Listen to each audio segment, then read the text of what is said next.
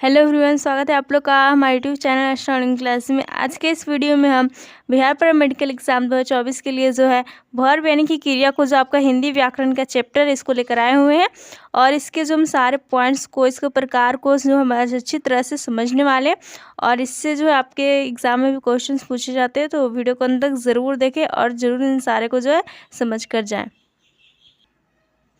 तो सबसे पहले हम जो क्रिया की परिभाषा को समझते हैं। तो यहाँ पर दिया हुआ है कि जिस शब्द से किसी काम के करने या होने का बोध हो उसे हम लोग क्रिया कहते हैं। यानी कि यहाँ पर कुछ हमारे एग्जाम्पल दिए हुए हैं, जैसे कि खाना, पीना, हंसना, रोना, बैठना, उठना इत्यादि। इन सभी शब्द से क्या हो रहा है, किसी काम के करने या फिर होने का बोध हो रहा है। तो ये सारे हमारे क्या है, क्रिया है, वर्ब है। और इसका जो है वाक्य में इनका प्रयोग विभिन्न रूप में होता है। जैसे कि खाना जो हमारा शब्द हो गया, इसका उपयोग इस तरह से भी होता है, खाता, खाती, खाते, खाया, खाई या फिर खाई। यहाँ पर जो खाएं, खाऊं इत्यादि में।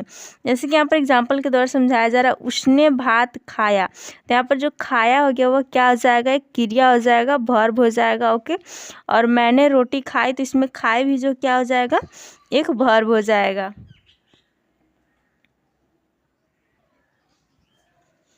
नेक्स्ट यहाँ पर बताया जा रहा है कि क्रिया के विभिन्न रूप कैसे बनते हैं। यह समझने के लिए आप लोग को जो धातु की जानकारी आवश्यक है, इसके विभिन्न रूपों को समझने के लिए।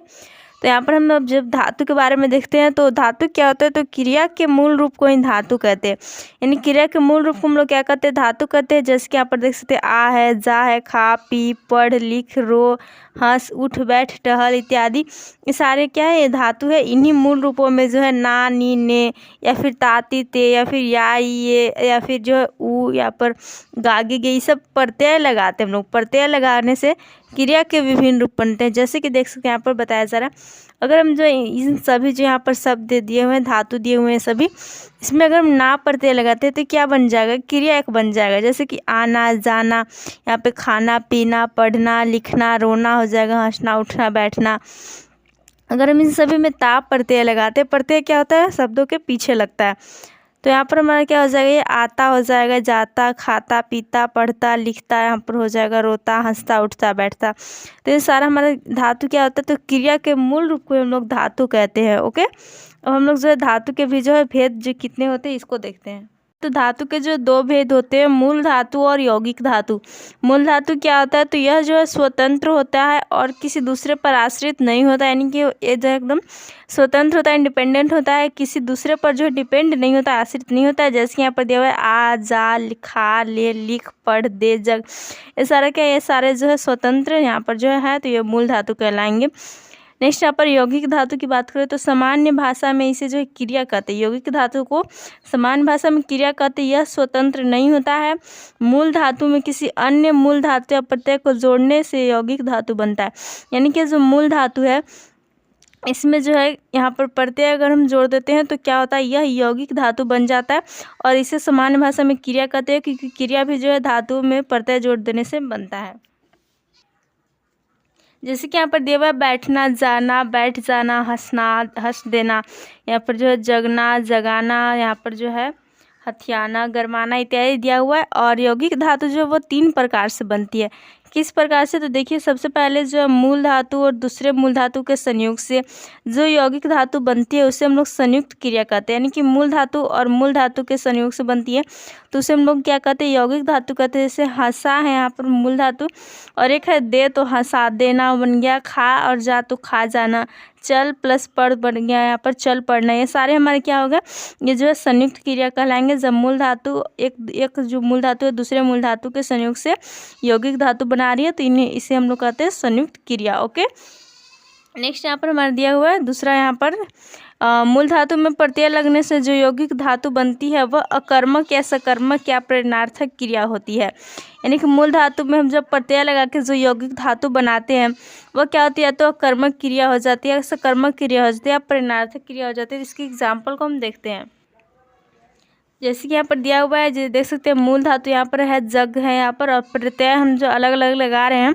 जैसे कि यहाँ पर जग प्लस ना किए तो हमारा जगना हो गया, और जगना क्या, एक अकर्मक क्रिया यहाँ पर बन गया। नेक्स्ट जग प्लस आना प्रत्यय लगाए तो हो गया यहाँ पर जगाना, ये हो गया सकर्मक क्रिया। और जग प्लस वाना लगा दिए प्रत्यय यहाँ पर तो हो गया जगवाना, ये हो गया हमारा प्रेरणार्थक क्रिया। तो इस प्रकार ये जो है ये मतलब कि अकर्मक क्रिया, सकर्मक क्रिया, प्रेरणार्थक क्रिया बनता है जब मूल धातु और में जो है प्रत्यय लगाते हैं, इसे जो यौगिक धातु बनता है वह अलग अलग तरह का बनता है। अगला यहाँ पर हमारा संज्ञा विशेषण आदि शब्दों में प्रत्यय लगने से जो यौगिक धातु बनती है उसे हम लोग नाम धातु कहते हैं। तो संज्ञा विशेषण आदि शब्दों में प्रत्यय लगाने से जो हमारा यौगिक धातु बन रहा है इसे हम लोग जो है नाम धातु कहते हैं। जैसे कि हाथ जो है वह संज्ञा और गर्म जो है विशेषण, यानी कि विशेषता बता रहा है किस चीज़ का कि गर्म है। तो हाथ संज्ञा विशेषण है, प्रत्यय हम लगाए हैं याना और इसमें लगा रहे हैं आना। तो हाथ का याना के प्रत्यय के साथ यौगिक धातु बना हथियाना, और गर्म विशेषण जो था इसका प्रत्यय आना के साथ बना गरमाना। तो ये सब सारे जो हमारे यौगिक धातु हैं हथियाना और गरमाना, ये हमारे क्या कहलाएंगे, ये हमारा नाम धातु कहलाएंगे। ओके, अब हम जो है नेक्स्ट क्रिया के भेद को देखते हैं। तो यहाँ पर क्रिया के जो मुख्यतः दो भेद होते हैं, सकर्मक क्रिया यानी कि ट्रांजिटिव यहाँ पर वर्ब, और अकर्मक क्रिया यानी कि इंट्रांसिटिव वर्ब। और हम जो एक एक करके बारी बारी से दोनों को समझते हैं। तो सकर्मक क्रिया क्या होता है, जिस क्रिया के साथ कर्म हो या कर्म के रहने की संभावना हो उसे हम लोग सकर्मक क्रिया कहते हैं। जैसे कि खाना पीना, पढ़ना लिखना, गाना बजाना। और यहाँ पर उदाहरण के द्वारा समझाया जा रहा है, वह आम खाता है। तो प्रश्न है यहाँ पर वह क्या खाता है, और उत्तर है कि वह आम खाता है। तो यहाँ जो कर्म है वह आम है, क्या है, आम जो है वह कर्म है, और या न किसी कर्म के रहने की संभावना हो रही है कि वह आम खाता है। तो अतः खाना जो है हमारे यहाँ पर सकर्मक क्रिया हो जाएगा, क्या हो जाएगा, खाता, यानी खाना जो है वो यहाँ पर सकर्मक क्रिया हो जाएगा। ओके, इसमें क्या होता है कि क्रिया के साथ जो कर्म होता है या फिर कर्म के रहने की संभावना प्रकट होती है, तो हमारा ये सकर्मक क्रिया कहलाता है। नेक्स्ट यहाँ पर अकर्मक क्रिया दिया हुआ है। तो जिस क्रिया के साथ कर्म ना हो या कर्म के रहने की संभावना भी ना हो तो उसे हम लोग अकर्मक क्रिया कहते हैं। जिसके यहाँ पर एग्जाम्पल दिया हुआ है, आना जाना, रोना, हंसना, सोना, जगना, टहलना इत्यादि। और उदाहरण में यहाँ पर बताया जा रहा है वह रोता है। तो हमारा क्या बताया जा रहा है, जिस क्रिया के साथ कर्म ना हो या कर्म के रहने की संभावना भी नहीं हो, तो हमारा क्रिया जो है वह रोना, और इसके साथ जो है कोई कर्म यहाँ पर देख सकते हैं वह रोना यहाँ पर नहीं है, और इसकी कोई संभावना भी नहीं है। जिसकी यहाँ पर प्रश्न है कि वह रोता है, तो वह क्या रोता है, ऐसा ना तो कोई प्रश्न होगा और ना ही इसका कुछ उत्तर होगा। तो यहाँ जो कर्म है वह कुछ नहीं है और ना ही किसी कर्म के रहने की संभावना है। तो जो हमारा रोने की क्रिया और ये रोना, यह एक अकर्मक क्रिया हो जाएगी। ओके, नेक्स्ट यहाँ बताया जा रहा है, लेकिन कुछ जो अकर्मक क्रियाओं, रोना, हंसना, जगना, सोना, टहलना, इसमें प्रत्यय जोड़कर जो सकर्मक बनाया जाता है। यानी कि इन जो अकर्मक क्रियाओं में प्रत्यय को हम लगा करके और हम जो इसे सकर्मक क्रिया बना सकते हैं। तो देखते हैं कैसे बनता है। तो देख सकते हैं यहाँ पर हमारे जो कुछ जो शब्द है वह दिए हुए हैं। यहाँ पर क्रियाएं रुलाना, हंसाना, जगाना, सुलाना, इन सभी जो है अकर्मक क्रियाएं जो है हमारी, यह है रोना, यहाँ पर रो, और जगना यहाँ है, और प्लस में हम क्या करेंगे, यहाँ पर जो है प्रत्यय लगाएंगे लाना और आना। तो रो प्लस लाना हमारा हो गया रुलाना, जो कि एक सकर्मक क्रिया हो गया, वह बच्चे को रुलाता है। और जग प्लस आना हो गया जगाना, कि वह बच्चे को जगाता है। तो प्रश्न कि वह किसे रुलाता है या जगाता है, तो वह बच्चे को रुलाता है, जगाता है। यानी कि रुलाना जगाना जो हमारा हो गया, क्या हो गया, सकर्मक क्रिया हो गया। ओके, इसमें हमने प्रत्यय जोड़ा तो हमारा सकर्मक क्रिया बन गया, क्योंकि इसके साथ जो कर्म है, कर्म क्या हुआ, तो वह बच्चा है, यहाँ पर कर्म का बोध हो रहा है, और किसी न किसी कर्म के रहने की संभावना हो ही रही है कि वह किसे करता है, यानी कि कोई ना कोई है। तो ये हमारा क्या हो जाएगा, ये सकर्मक क्रिया। इस तरह से अकर्मक क्रिया को हम बना सकते हैं प्रत्यय लगाकर। नेक्स्ट यहाँ पर हमारा क्रिया के कुछ अन्य भेद भी दिए हुए हैं, तो उसे भी हम लोग देख लेते हैं। तो यहाँ पर बताया जा रहा है कि जो है सहायक क्रिया एक होता है। तो मुख्य क्रिया की सहायता करने वाली क्रिया को हम लोग सहायक क्रिया कहते हैं। जैसे कि यहाँ पर है हूँ, है, रहा, रही, रहे, था, थी, थे इत्यादि। जिसके उदाहरण में यहाँ पर बताया जा रहा है, मैं खा रहा हूँ और वह पढ़ता है। तो यहाँ पर रहा हूँ क्या है, रहा हूँ जो है वह सहायक क्रिया है, रहा हूँ, और पढ़ता है जो है, तो यहाँ पर है जो है वह सहायक क्रिया है। यहाँ मुख्य क्रिया क्या हो रही है, तो यह खाना और पढ़ना, और ये इसकी सहायता करने वाली क्रिया को हम लोग सहायक क्रिया कहते हैं। तो इसकी सहायता जो है सहायक क्रिया कर रही है, मैं यहाँ पर खाना का कार्य हो रहा है, तो खा रहा हूँ, पढ़ता है यहाँ पर। नेक्स्ट है मुख्य क्रिया और सहायक क्रिया के संबंध में कुछ और बातें जिन्हें समझना आवश्यक है, तो इसे हम लोग देख लेते हैं। देख सकते हैं यहाँ पर दिया हुआ है किसी वाक्य में जो है सहायक क्रिया हो या ना हो एक मुख्य क्रिया अवश्य होती है। जैसे कि वह पटना गया और उसने शुभम से कहा, तो यहाँ पर हमारा गया क्या है, यह मुख्य क्रिया, और कहा क्या है, यह भी मुख्य क्रिया है। तो किसी वाक्य में ऐसा भी हो सकता है कि सहायक क्रिया हो या नहीं हो, एक मुख्य क्रिया अवश्य यहाँ पर होगी, गाया यहाँ पर और कहा। नेक्स्ट यहाँ पर हमारा हु है, यहाँ पर था, थे आदि जो है सहायक क्रियाएं हैं, लेकिन किसी वाक्य में कोई दूसरी क्रिया ना हो तो इनमें से कोई जो मुख्य क्रिया के रूप में भी प्रयुक्त हो जाता है। ये सहायक क्रियाएं जो मुख्य क्रिया के रूप में भी प्रयुक्त होने लगते हैं। जैसे कि यहाँ पर दिया मैं खाता हूँ और मैं अच्छा हूँ, यहाँ पर जो मैं खाता हूँ जो है वह सहायक क्रिया है, ओके, क्योंकि यह मुख्य क्रिया की सहायता कर रहा है। और यहाँ पर मैं अच्छा हूँ, यहाँ पर जो हूँ हो गया वह क्या हो जाएगा, वह खुद एक मुख्य क्रिया हो जाएगा।